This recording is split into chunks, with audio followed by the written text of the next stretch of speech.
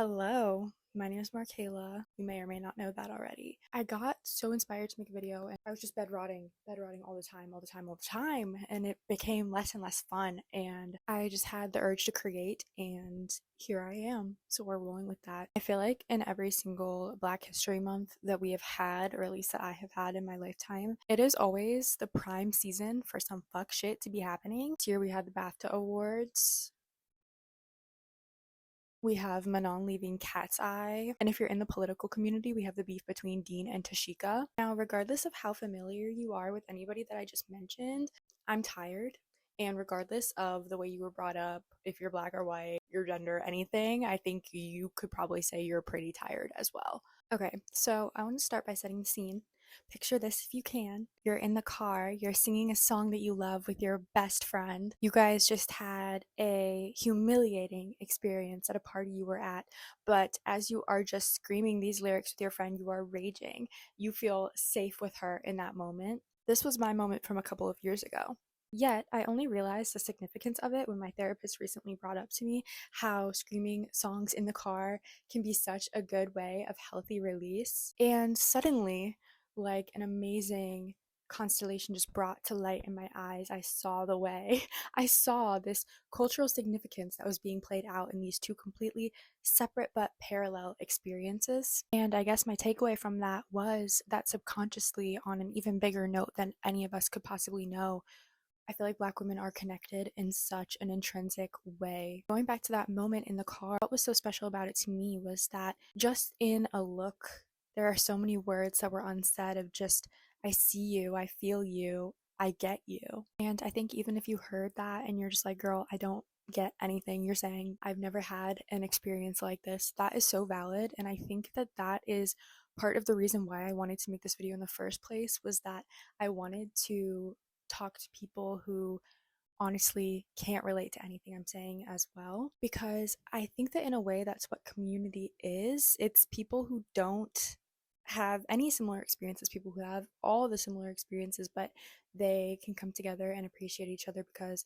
I think as humans in a time that is so divisive, we are just so much stronger together. So to start the concept of this video, I asked on my TikTok for all of the Black girlies that follow me, or just who are seeing the video, to send in experiences that they wished were talked about in terms more so of intersectionality. So when we think about experiences that other people might not necessarily consider time to time, specifically about what we experience as Black women, especially. And I think of intersectionality as every single interaction that you have in your day to day life with somebody who's just a little bit different than you, and what you can gain from being insightful and being aware of these experiences, and the fact that these interactions make us so much stronger as people if we listen to them and if we take the right message away from them. And I just want to give a quick trigger warning for eating disorders, talks of racism, but I will try to include palate cleansers throughout the video, so hopefully it won't be too serious. If those are things that trigger you, you can skip to this specific timestamp.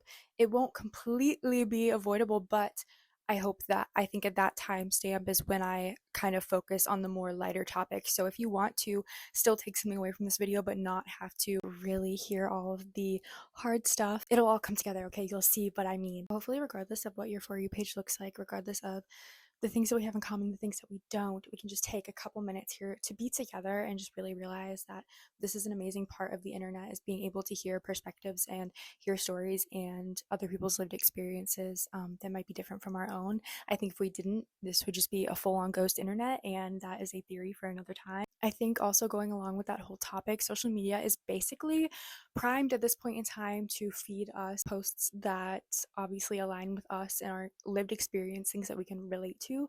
And while I think that that is great, and I think I love niche interests, I'm all for that, I think it can also create discomfort in hearing about other people's experiences, hearing about opinions that differ to ours. And I think that that is a hard thing, because when situations come across our timeline, when things break through that algorithm, it can create a lot of discomfort in discussing things with other people and intolerance. And I think that that's a very interesting thing that we've been seeing more and more lately. I'm not going to talk about the BAFTA situation too much because, like I said, I am tired. But I think all it really comes down to, and I think the reason why so many people are so divisive about this topic is because I think we as a society have learned to lack nuance in situations. We look at things from such a critical perspective, and I really wish we would just start simplifying situations. When it comes down to it, my take on that topic is um number one, don't exploit people with disabilities. Number two,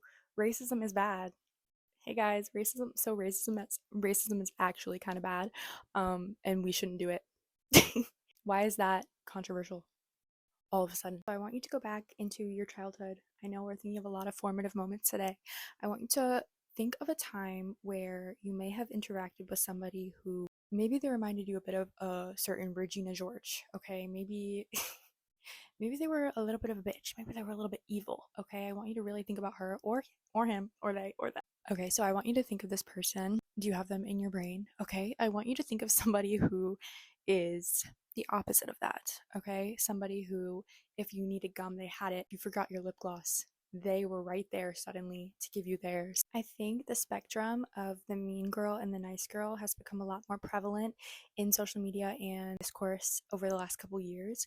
I think we've gotten very comfortable with labeling people as girls, or in our daily life thinking about girls who support girls and what that looks like. And although I think that these conversations are great, I love being a woman. I think that it lacks a lot of subtext when you happen to also be a woman of color. I think a lot of stereotypes and traits that are pushed on us are then disregarded in terms of feminist ideology and the way that that impacts us as human beings who are also multifaceted and are also tired and angry and fed up some fucking times, and we are allowed to be that. I totally get if you happen to be a white woman watching this video and you're thinking, girl, it's not about race. This is my video. You can make your own queen. I am all for it. But for this video, it is going to be about race, okay? Because I am a sister, okay? So, as I was talking about before, I think that we are lacking nuance in a lot of our conversations. And when I think about this, a sort of pop culture example that comes to my mind is when Julie Delpy from the Before Sunrise, before, during, after trilogy, I don't know what it's called, when she was talking and she was saying something about like being a woman and black people. Nothing worse than being a woman in this business. I sometimes wish I was African American because I think at least people don't bash them afterwards when they say something about a reality. Even hard, I think it's probably the hardest to be a woman because feminists is probably something that people hate above all. When I saw that video, it was insane to me how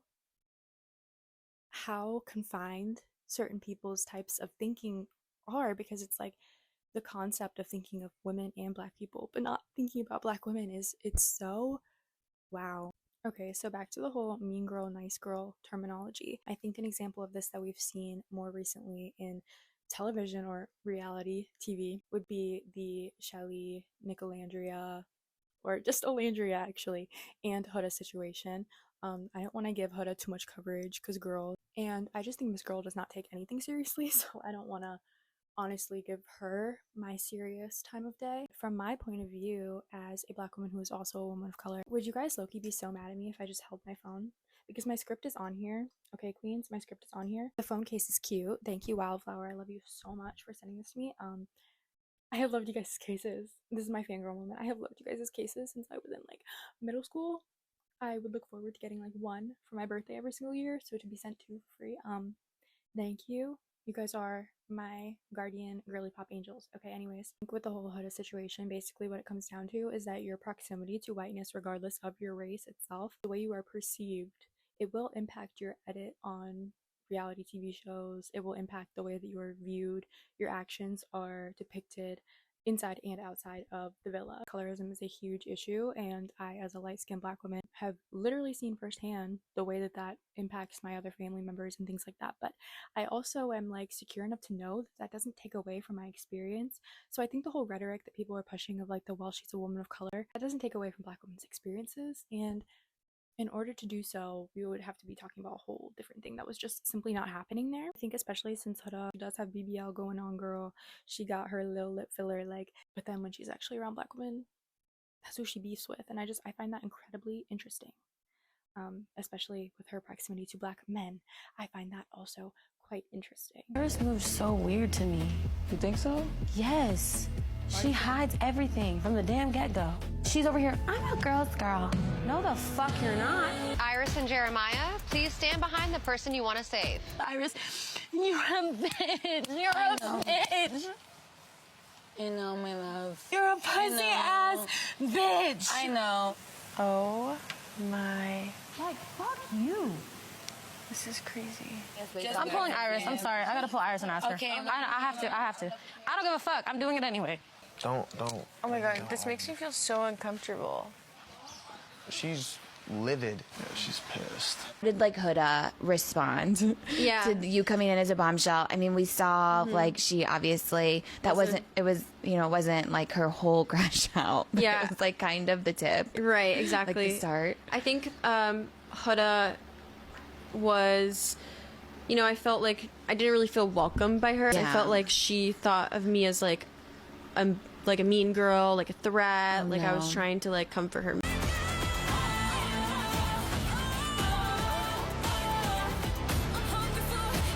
He told me that she's not his type, he's not attracted to her, and that he does not want to sleep in the bed with her. On God, on my mom, Iris is not my type. She is awesome, but she is not my type. Don't need none of this petty shit. We don't need none of this lit comments. Well, baby, to Iris. We don't need none of that. We want positive vibes moving forward. I also think it's very scary to see how white women are also falling for anti-blackness and Eurocentric beauty standards. The whole like Scandi type of features where you have to be very blonde but also very tan and have blue eyes, but you can't be too pale. You can't be too skinny. You have to have butt. Like, you know what I mean? I think that is a sort of anti-blackness that is very interesting, and it also affects white women as well. I think the pressure to look a certain way, look a certain type of white, I think is very telling if you really think about it. It can be incredibly scary if we're talking about other reality shows. Love is Blind, Miss Girl, we need to have a chat come to the front because I am so fucking concerned. Watching this season as an Ohioan, I am so terrified. Where did they find these people? First of all, the women, lovely, great, and amazing, stand up girls. But some of these men, like, I am so scared. Where did you find these men? The whole like take where I saw a TikTok of the black girls on the season and they were talking about how the producers or whoever, the editors, they cut out the part where the man was like, I don't think I'm ready to be in a relationship. And they completely cut that out and then just had her saying, oh, that's crazy. And like, it made no sense in the context of the show, but they wanted to favor the man. And I found that very interesting. But what was not shown was, I said, Kevin, my brain is fried. I'm mush. I feel like I'm all over the place right now. I just want to know, what would you do if you were me? That man said, if I were you, I would run. When you see me go, where the camera at? When you see me go like this, oh my God, I feel crazy. Don't feel crazy, Tyler. But baby, tomorrow, you supposed to be getting down on one knee. I know. But That man said, if I were you, I would run. Ooh.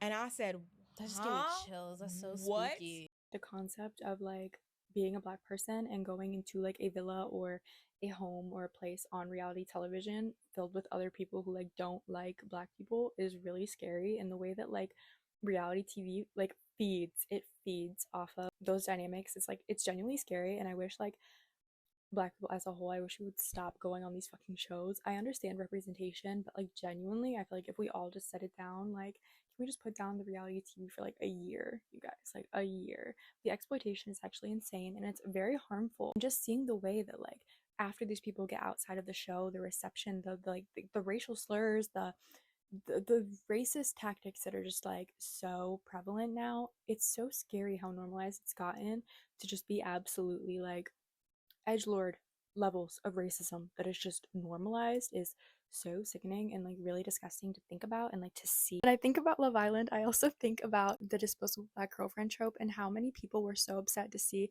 Nick and Landria leave the villa together, and they are like one of the only couples from their season still standing, and I just absolutely love that for them. I think that they're like Oh, it makes my little black girl heart so happy to see. We will touch on the disposable black girlfriend trope later in the video. Let's get on to our next topic. Do you guys remember in the last video that I made? Was it the last video or the video before my last video when I was playing Fortnite and I was like blowing out the mic the whole fucking time? Guys, like I get so scared that like my voice, because I speak like quietly. From my TikTok, I was getting like a lot of comments about in your childhood we were feeling like a specific kind of isolation that we just felt like came specifically to black girl. Our bodies and beings were questioned in a way that just felt different from everybody else, receiving bad treatment from doctors, medical professionals, struggling to receive diagnoses because our pain was always invalidated. And once we finally received those diagnoses, we had a lack of available resources. And this happens to many women, but with the added factor of medical racism. Let me drop some statistics. The maternal mortality rate for Black women was 50.3 deaths per 100,000 live births and was significantly higher than rates for white women, which is 14.5, Hispanic women 12.4, and Asian women 10.7%. This is from the CDC, and it is fatal for so many Black women who just needed healthcare from our healthcare system. We don't always need to be strong, but we do need and deserve to be seen and heard. So Black women in general have struggled to find diagnoses, but wait, diagnoses? Is it like diagnoses? Black women in general have struggled to receive diagnoses? Question mark? That's not even talking about the Black women with ADHD, autism. First, we can talk about the physical behaviors that might manifest in childhood, and then we can talk about the mental effects that this will have on these Black women as they grow into adulthood and through adolescence. As a child, we probably grew up in our different families hearing different things about the importance of healthy eating habits.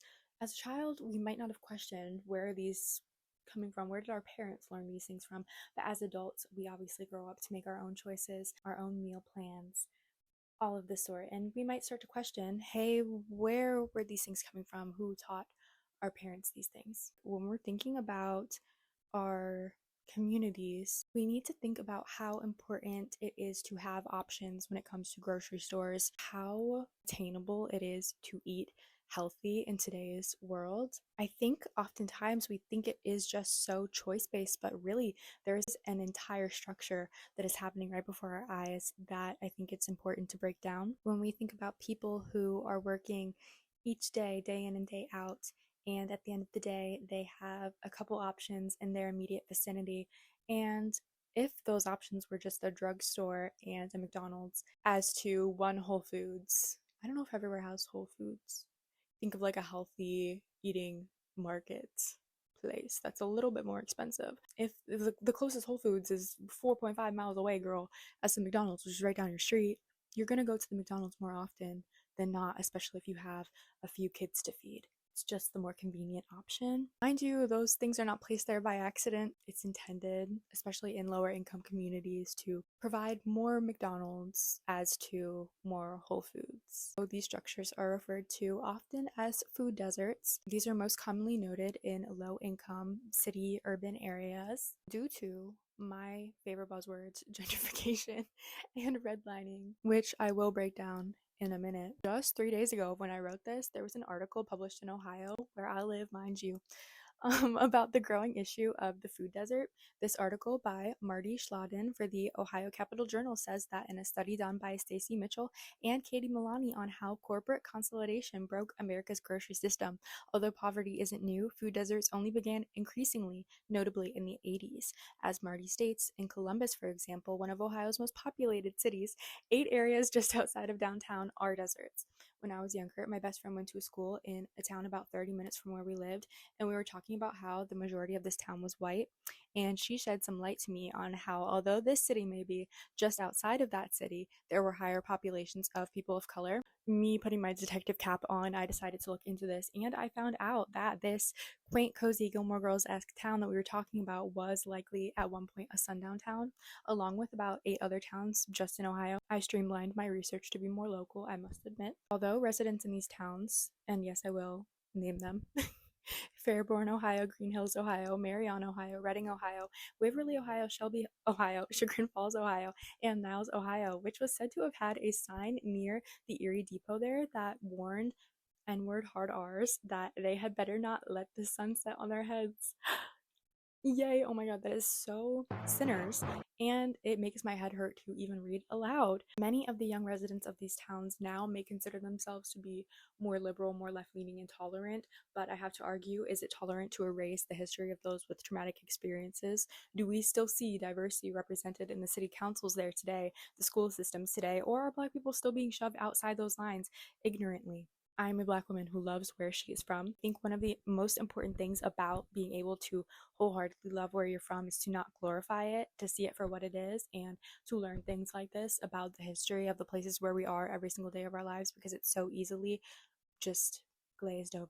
Going back to childhood little life lessons that were taught to us that we didn't question, something that I was told a lot as a child was to always make sure to finish my food. This definitely created an unhealthy dynamic for me with food. Even worse, in some of my loved ones who I think still don't realize the full impact that statements like these had on us as children. Honestly, it dates all the way back into slavery, which, yes, I will take it there, as a lot of things do date back to. Because of the living conditions, a lot of Black people were forced into resourcefulness. We did what we could with what we had, and a big example of that is in chitlins, which were made very often in my family. The white part of me hauled ass every single time these were being prepared, but mind you, I did still do my research. Yeah, well, chitlins are literally discarded pig parts that we were force fed when we were slaves because they were like the undesirable part that nobody else wanted to eat. The white people didn't want to eat, so they would just give it to us. And we basically were like, okay, well, if you're going to give us this, we're going to make it good at least, or we're going to do what we can with it. And I feel like that says a lot about Black people. It really does. So when we think about our autonomy, our choices that we make with our bodies being incredibly limited and dating back to times that were not suitable for humans to live in. We think about the objectification of young Black girls and their bodies, as the states of our bodies were constantly policed and reprimanded, furthering the unhealthy images we'd grown up with and the shame that was misplaced within our families. If there was a creepy man at the family function, automatically it's the young girl's fault and we have to cover up complex that this puts on already impressionable young minds. This dangerous rhetoric can create isolation, especially for young Black children experiencing anxiety, ADHD, autism, and other mental and behavioral disabilities, as I mentioned prior. I moved you to my bed because I needed to charge my phone, but then I realized I can't charge my phone and also have my microphone plugged in at the same time. So we are just going to roll with this for now. I believe we were talking about something about the isolation of like how it feels to specifically be a Black woman and also have behavioral disabilities or mental health disabilities in terms of like autism and ADHD and things like that, and how that can like really be such a harrowing and isolating experience for us. And a lot of Black women that I've talked to, we all seem to have this very similar issue with only being able to fully reconnect with our feminine sides later in life, because I think as we were younger, we were kind of forced into this more masculine role. A lot of queer women that left comments on my video were also talking about that, how in romantic relationships, they often feel like they have to be this masculine role, and if they're not. Also, I call this my Ozempic Snoopy Jellycat. I just thought I would add that in there. I forgot what I was saying. I think also like the idea of Black women being inherently like fast beings in terms of our, like I said, romantic relationships, more intimate relationships. When we're not, that can be incredibly harmful to project onto somebody and dangerous. And I think a lot of people who are non-Black go through their lives without checking that bias that they might have in their brains from media and things like that. Like not every Black girl. It can be very scary for us to have to realize that we're being fetishized, let alone at like 13. We should be able to be focusing on Barbie dolls and playing in band at school and not that was such a random example. I'm not a band kid. I should be able to focus on like non-serious things and not like, oh my god, is like the boy that I have a crush on, is he like expecting this, that, and the other of me? Like that's so sick. That is so sick and twisted. Who happen to be gender non-conforming, I think it can also be a really specific experience that people don't talk about a lot, and how you still identify with the experiences of Black women, but you also have validity in being able to, and having that title of being gender non-conforming or also non-binary. These are the aspects of intersectionality that I was talking about at the beginning of the video that I feel like are incredibly important to highlight, and we don't do it enough. Like I love watching video essays, but I wanted to make my own. I feel like there's always just one little point where I'm like, I would have brought this up. And so like I'm sure you guys feel that way also about this video, which is why I feel like it's so important that we all talk a little more about the things that we see in our lives. I feel like in terms of being over sexualized and stuff as Black women, I think it can be especially highlighted on dating apps and in that type of environment, because I think it is so normalized to not truly get to know the people that you're talking to nowadays.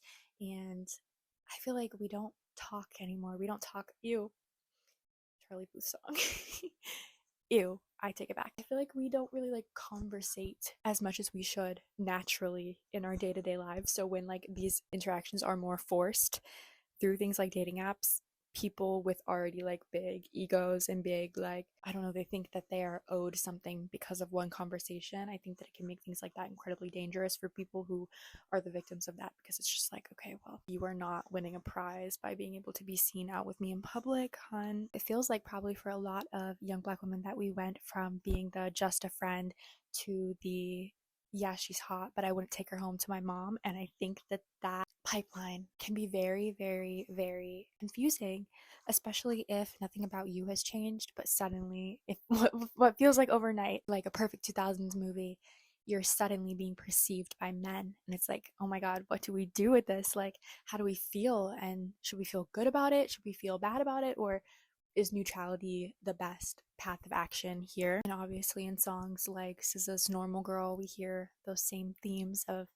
you know, just wanting to be the girl that people want to take home to their mothers and wanting to be that forever girl, but for some reason not knowing how to navigate being that. I'm gonna read this from my phone. I loved the song White Boy by Jensen McCrae. And this is like the most high school song to me ever, because I loved it in high school. A lyric that she says, now my hair smells like smoke. Something's burning. I don't know what it is. Hence, like, she's straightening her hair to try to conform and stuff like that. And she doesn't owe you anything. She's burning, not to sin for you. That lyric is just so insightful, because the idea of us being able to comprehend that we don't owe a white man anything, but still feeling the need to like burn our hair and damage it to the point of like no return, it really shows the lengths we will go to be loved. And I think that that is such a beautiful but also really depressing thing if you really think about it. And I want to talk about why this behavior is so normalized as a society. I feel like from a young age we are primed to be everything to everyone, to never show big displays of emotion, to always be on the lookout for how somebody could be perceiving us in the wrong way, how we're being misunderstood. And I understand that this teaching comes from an angle of trying to protect us and prepare us for what we're going to face in the world.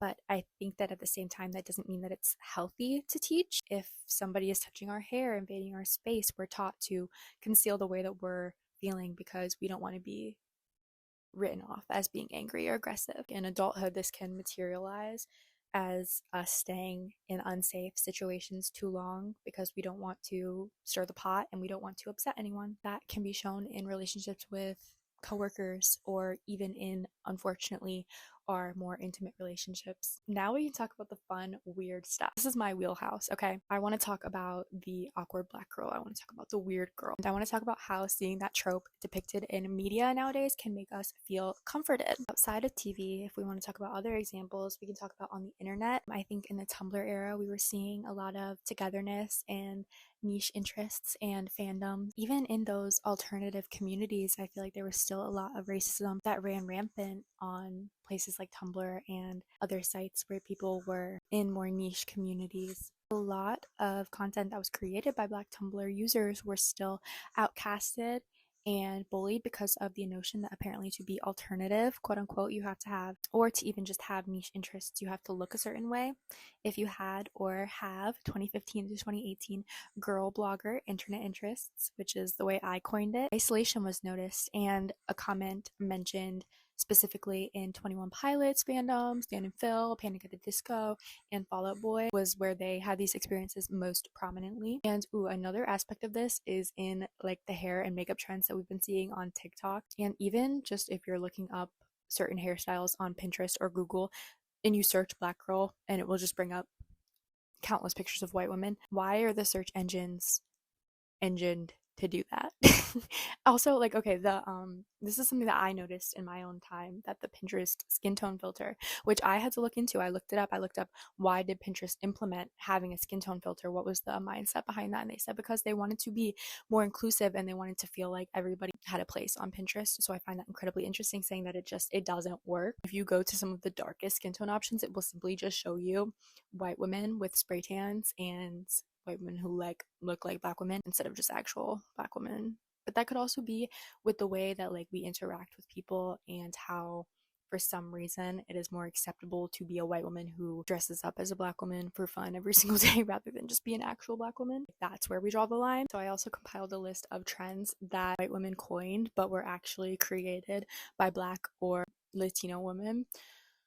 Sigh, Hailey Bieber's brownie glazed lip trend, and I wrote here, as if black and Latino women haven't been doing that. New metal braided hairstyles, but they're only acceptable on straight hair for some reason, as if box braids weren't created to literally like map out slave roots. Again, yes, I am taking back the slavery. And then other ones that I mentioned were like edges, nail art, which is actually really interesting, and streetwear. It's scary to me how quickly black people can be pushed away from our own trends and inventions. I also wanted to touch on the music industry, which is so vast. I could talk so much about this that I don't want to include it too much in this video, because like I said, I could just yap about it forever. That would have to be its own separate entity. But let's just say, like, Cowboy Carter, my girl, you were robbed. The fact that they were completely basically blacklisted from the Country Music Awards is very interesting to me, especially since I believe did she have Johnny Cash like features on there? I don't know if he was on there, but definitely sampled, and Dolly Parton was on one of the songs. So girl's the pioneer of country. I think country is one of the blackest things ever, and I fucking love it so much. I think that it is us at like our roots, and I just feel so connected to my roots and my ancestors when I am in nature and when I am feeling my most country. I love my boots and I love my hat, and I would hate to think that that could be invalidated by something as silly as skin tone. I've also noticed a lot of black women who go viral for their songs on TikTok and then aren't credited by like TV shows and stuff like that, who will use their music in their soundtracks but not compensate them for it. Some honorable mentions for songs and bands/singers that I think need more recognition are Infinity Song's Haters Anthem and American Love Song. Oh my god, that song is like, it tugs at my heartstrings every single time. Kimya Dawson's Whole Career. Yes, the Juno soundtrack, amazing. In a similar area, the last thing that I want to cover in this video, yes, we've finally made it to the end, oh my god, is how for black girls in careers, we have to be so overqualified to even be considered to be talented or renowned in our industries. When I did work my little cutesy jobs from here to there, I did experience this in terms of downplaying my academic skills and just racism in general that I faced in the workplace and in getting jobs. And also, I would say something that I struggled with a lot was racism that I had to face from customers and like working customer service jobs, and then my managers and things like that not taking me legitimately. A lot of people were saying how in creative industries and even in like the teaching industry and in STEM and scientific fields, a lot of black women feel so just downplayed. It's oftentimes said that we have to be 10 times better at a skill or anything that we are pursuing in order to be taken even seriously from the jump, from the beginning. And it already takes so much money and time and effort to, take those skill classes, be in those creative spaces. There's a lot of privilege to know how to get into those industries in the first place. So to then have to deal with the racism and everything on top of that just makes something that's already hard for everyone just that much harder. So somebody mentioned how in being a teacher, it's really hard for them to find a community, a school system that they feel safe being a part of. And I definitely have seen this in my own personal life, mirrored in my father. He actually had a career as a sub, and I think it's just so interesting the way that how he went on to get his doctorate degree, and but like always a sub, that kind of thing, you know what I mean? And I think it's so hard to see other people still having these experiences today. They mentioned how respectability politics is a big issue, and how you have to present yourself a certain way on top of already being overqualified, because if you show up to work acting hood or ghetto, even other black people will look at you sideways and think like, oh no, I have to be smarter than them. Girl, says who, because genuinely the way you present yourself has absolutely nothing to do with what is going on up here, and we see that. we know. I just want to read this because I don't want to forget anything, but I said here, this video is already going to be pretty long. The script itself is already almost 20 pages long. And yes, it was 20 pages. For anyone still listening, I want to say thank you for sticking with me. I want to wrap up with a few key points that were really stuck in my head the whole time as I wrote this. The reoccurring positioning of Black women in positions of fetishization and in our relationships and in real life and in also reality TV shows or fictional TV shows is truly exhausting. You may never think you put a Black woman in a position of being objectified, but I think starting at the thought process is necessary. Like I said at the beginning of this video, we as people have to go back to basics. I and many other Black women do the work every single day to keep ourselves and our minds well, and we undo the trauma we've had done to us for ourselves and for our families, friends, loved ones. I think we're often left with this longing feeling, this yearning to connect with our inner child again, to tell them that it will be okay, to tell them that we will end up leaving the man who talked about Black girls a little bit too much, to let them know we did leave the job with the racist managers, we cut off the racist white boys from high school, and they did end up reaching out to us after wanting to be with us. Yes, we did reject them. The awkward Black girl inside will never leave. We see her in characters like Josie from Bottoms, Janine from Abbott Elementary, or Rob from High Fidelity, which, mind you, Hulu When I Catch You for canceling that TV show. Although I said in the intro of this video that it is for everyone, this last message is sort of for us by us. I think what I'm doing in this season of my life is starting more with me. I am nice. I mentioned Nick and Olandria earlier, and I think for a lot of Black girls who grew up in predominantly white areas, we see these dynamics depicted on TV and we wonder if there will ever be a time for us. And it can be really disheartening seeing so many reactions from people to be surprised that they are actually together after the show, that Nick did want to stick with Olandria. We can't help but ask ourselves if we will ever feel truly worthy. And even if you have no clue about the first thing about Love Island or anybody who was on the show, it is probable that you've still asked yourself these same questions, like when will it be my turn? No matter who we're around, who we fill our lives with, who we surround ourselves with, I think the growth and the opportunities, they must start within us. Every single thing that we see in our life is mirrored by the way that we view ourselves. And a Lana lyric that I love and I repeat to myself a lot is that no matter where you go, you will find yourself. That is not a lie. And I say sing it, sister, because truly, like, you can go to California, you can go to Antarctica, you can go wherever the fuck, but you will still be with yourself. And if at the end of the day that is not where you find your happiness, you will continue to find unhappiness, okay? We cannot be surprised. Okay, now if you're still here and you're still listening to me, I love you. You can like and comment, maybe leave some advice that you would leave your inner child. And thank you especially for anyone who commented on my TikTok. I was so distraught at first because TikTok was not pushing that damn video out to anybody, and like my TikTok has still been flopping because I took a break for a couple months because I was incredibly anxious and depressed as fuck. I am out of that situation that I was in and I'm here still, and I'm just very happy for that in general. And so yeah, thank you for anybody who ended up actually seeing that video and interacting with it. Like, you do not understand how much it meant to me for you to make this video possible, because I wouldn't have felt, I think, empowered enough to make it if I didn't see all of these Black women knowing that you guys are here with me. And I just think that that's so amazing. Ugh, and I hope that I like covered at least something that you brought up. Thank you if you are Black for watching this video and sitting through it. I'm tired, you're tired. I know we are all so tired. And thank you if you're not Black for watching this and listening to a Black girl talk about her own opinions and her life experience for however long this video is going to be. I was thinking about maybe doing like a Sims Let's Play, because I literally, bitch, I've been on The Sims. I literally like just stopped buying the packs and everything for them. Hashtag boycott. But yeah, like I was that kid who like had everything Sims growing up, so that's been hard, but I would like to do a Let's Play. That could be fun. I've been loving Stardew Valley lately, so I could do a Stardew Valley gameplay. I could do Kitty Powers matchmaker game that just came out. That's so fun. I want to do like a little dress up as like a dating coach and do like a little matchmaking game. I think that could be so fun. Maybe take some quizzes, maybe scroll through my reels or my TikTok, maybe do some girl blogging together. We can make some Pinterest boards. I don't know. Have the day you deserve. I love you all so much. Anyways, bye. Love you.